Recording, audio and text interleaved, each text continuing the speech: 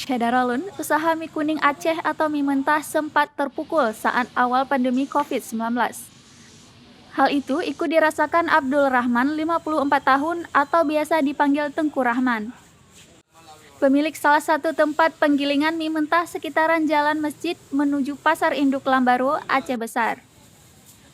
Kepada Serambi On TV, Kamis 17 Februari 2022 bercerita, sebelum pandemi COVID-19 biasanya Tengku Rahman memproduksi mie kuning hingga 1 ton lebih per hari untuk dipasarkan kepada para pemilik warung mie Aceh atau masyarakat biasa di sekitaran Aceh Besar dan Banda Aceh.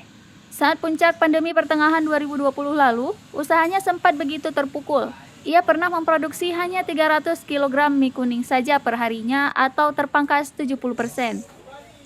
Tengku Rahman mengungkapkan, dalam sehari berjualan ia hanya dapat keuntungan bersih Rp200.000.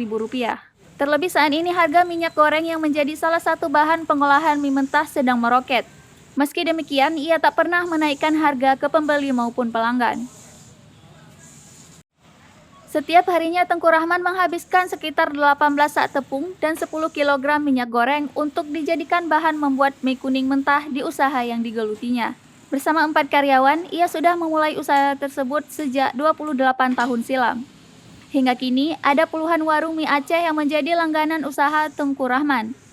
Ia berujar, salah satu langganannya mie ayah yang jadi warung legendaris di Banda Aceh. Dari Banda Aceh, Sarah Masroni, Serambi On TV.